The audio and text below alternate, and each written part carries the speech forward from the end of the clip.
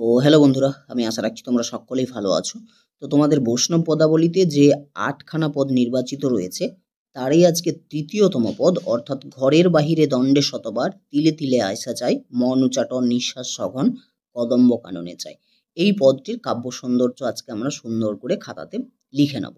এর আগের ক্লাসে তোমাদের ২য় তম যে পদটি ছিল অর্থাৎ নীরদ নয়নে নির্ঘন সিঞ্চনে পুলক মুকুল অবলম্ব, এই পদটির কাব্য সৌন্দর্য কিন্তু তোমাদের অলরেডি লিখিয়ে দেওয়া হয়েছে। যদি এখন পর্যন্ত কেউ লিখে না থাকো, তাহলে ডিসক্রিপশনে লিঙ্ক দেওয়া থাকবে সেই ভিডিও ক্লাসটি, সেখান থেকে তোমরা প্রশ্নের উত্তরটি সুন্দরভাবে খাতাতে লিখে নেবে। তো আজকে যে প্রশ্নের উত্তরটি আমরা লিখব সেটি কি না, ঘরের বাহিরে দণ্ডে শতবার, এই পদটির কাব্য সৌন্দর্য আলোচনা করো।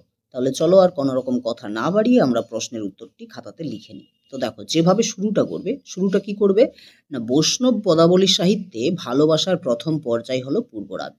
এই পূর্বরাগ পর্যায়ের শ্রেষ্ঠ কবি হলেন চণ্ডীদাস। এই পর্যায়ের পদে রাধিকার পূর্বরাগের পাশাপাশি কৃষ্ণ প্রসঙ্গও বেশ গুরুত্বপূর্ণ। তারপরে লিখবে কিন্তু চণ্ডীদাস রচিত এই ঘরের বাহিরে দণ্ডে শতবার, অবশ্যই সিঙ্গেল কোটেশন, পদটিতে রাধিকার পূর্বরাগের চিত্রটিই চিত্রিত। ওকে, এরপরে প্যারা চেঞ্জ করে লিখবে না, শ্রীমতী রাধিকার কৃষ্ণের সাথে পরিচয় হওয়ার পর তার মনের মধ্যে যে ব্যাকুলতার সৃষ্টি হয়েছে, সেই ব্যাকুলতাকে প্রকাশ করতে গিয়ে পদকর্তা বলেছেন।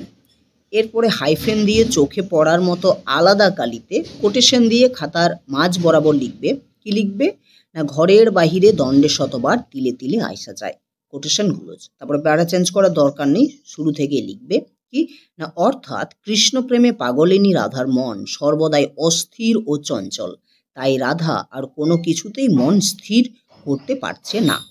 তার সখীরা রাধার এই অস্বাভাবিক আচার আচরণ দেখে ভাবে যে রাধার মধ্যে যেন কোনো দেবতা ভর করেছে। এরপরে লিখব শুধু তাই নয়, রাধা এখন গুরুজনদেরও মানে না বা ভয় পায় না। এরপরে লিখব এ যেন এক বিশেষ পরিবর্তন লক্ষণীয় রাধার মধ্যে।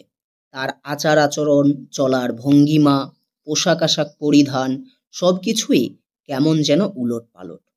এই প্রসঙ্গে পদকর্তা বলেছেন। এরপর আবার হাইফেন দিয়ে চোখে পড়ার মতো আলাদা কালিতে খাতার মাঝ বরাবর কোটেশন দিয়ে লিখব, সদাই চঞ্চল বসন অঞ্চল সম্বরণ নাহি করে, বসে থাকি থাকি উঠয়ে চমকি, ভূষণ ঘষাইয়া পড়ে।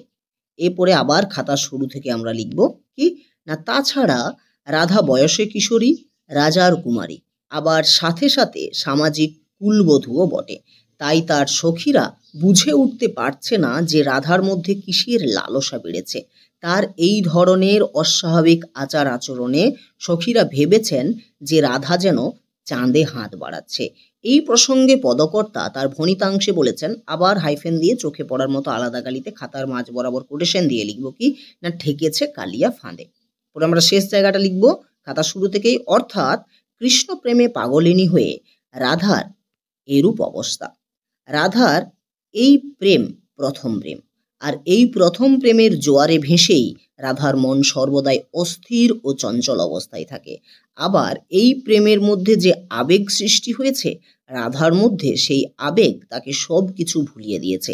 তাই এই পর্যায়ে পূর্বরাগ পর্যায়ের শ্রেষ্ঠ পদকর্তা চণ্ডীদাস হয়ে উঠেছেন প্রেম মনস্তত্ত্বের সুনিপুণ রূপকার।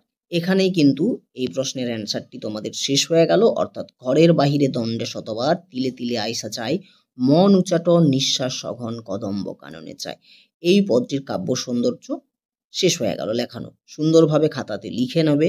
যদি কোনো জায়গাতে কারো কোনো অসুবিধা হয়ে থাকে, তাহলে অবশ্যই কিন্তু কমেন্ট করে জানাবে।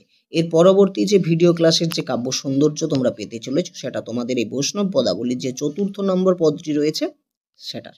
ঠিক আছে, তো ততক্ষণ অবধি একটু অপেক্ষা করে যাও। সকলেই ভালো থাকো, ভালো থাকার সাথে সাথে পড়াশোনা করো। দেখা হচ্ছে পরবর্তী ক্লাসে। ওকে, চলো।